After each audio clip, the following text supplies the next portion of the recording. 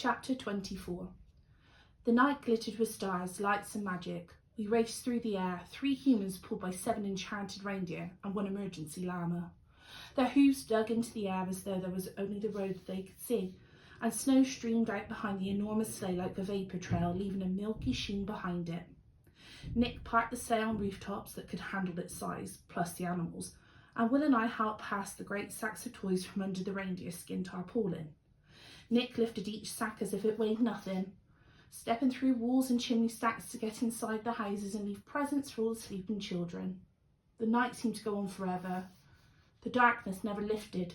The stars glittered as brightly as ever, and the snow kept on coming like it would never end. Even when Nick's magic stretched in time like elastic, it didn't work the same way on ordinary people like me and Will, and after a while we found ourselves yawning and our eyes doing very long, slow blinks. Despite all the excitement, I found myself thinking about going home to my warm bed and sleeping until the wonder of Christmas Day arrived. Nick noticed us yawning. "Ready for home?" he called. I wanted to say no. It'd been the most magical night of my life, and I didn't want it to end. But I was so tired. I was worried about falling out of the sleigh. "I think so." "It's been amazing," Will added sleepily. Nick smiled through a beerful of snow. "Home then." He snapped the reins and the coursers changed right, the llama giving a belated surprise, tilting the sleigh as we banked hard, heading back the way we came. Mum was standing in the paddock as we descended.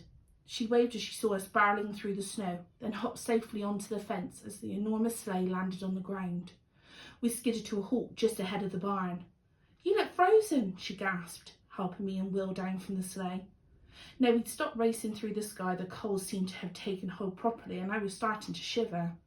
Nick jumped down and went around the back of the sleigh as Will shook his hat free of snow and tried to explain what it had been like. "In the sky, flying," he made zooming motions with his hand. Mum laughed. "You're exhausted, but I'm glad you have fun." Nick came right around from the cargo area, holding another huge sack. "Just one small thing before you go home," he said. My heart leapt. "Presents for us?" Nick held up a finger. "Not just a present, a wish." "A wish?" I blinked. "Letters you send me are wishes," he said. "Not all of them come true, but I do my best. And since you helped me tonight, you can have a bonus wish here and now. What is it you want?" He put his sack down. "Make a wish, Harper, Will." My mind raced. I thought about asking for money, jewels, a flying llama, tickets to go on the Rainbow Cats concert. But then I thought about Mum. Mum, who tried every single Christmas to make things magical for me and Will, all by herself, working long hours with animals that barked and scratched and pooped on the examination table, never taking a real break. I went over to Nick. "I have a wish," I said, "but I have to whisper it." "That's all right." He pulled off his hat to hear properly, his long white hair buffeted by the cold air. And I whispered my wish. He smiled. "Consider it done, Harper. What about you, Will?"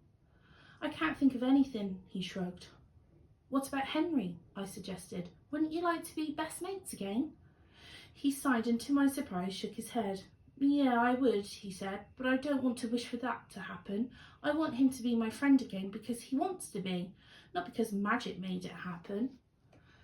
"Very wise, Will," Mum said, giving him a sideways hug. "But how about—" and she said something softly to him.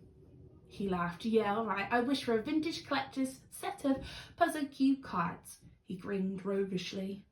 Nick gave him a bemused look and started rummaging in his sack. He searched for a good long minute until he brought out a gift wrap package and held it out to Will. "Don't open it until morning." "I won't." Will took the package and smiled. "Thanks, Nick. Father Christmas." "Stepfather Christmas," I said, suddenly realising, and everyone laughed. "Come on, you two," Mum said. "Nick has a job to do." "I certainly do. Thank you, all of you, for your help tonight." Nick shook Will's hand in mine and planted a kiss on Mum's cheek. Then he clapped his hands and the reindeer, expertly trained along with the llama, which seemed to be enjoying herself, began to turn the sleigh around in the field to face the right way for takeoff. "You will be over for Christmas dinner, won't you?" I asked Nick. "I promise," he said. "I'm going to do my best to make time for work and family." He gave Mum a smile and she returned it. "I'll see you all tomorrow." We stepped back out of the way as the sleigh was readied for the next part of its journey. Nick clambered into the seat and took up the reins. His deep red suit was brilliant against the snow, and the evergreens wrapped around the carved wood of the sleigh were glittering with ice and frost. He adjusted his flight goggles and gloves and gave us a wave. We waved back frantically as the coursers began to charge again, climbing up through the darkness. The sleigh dragged up into the sky behind them, onwards towards their next destination.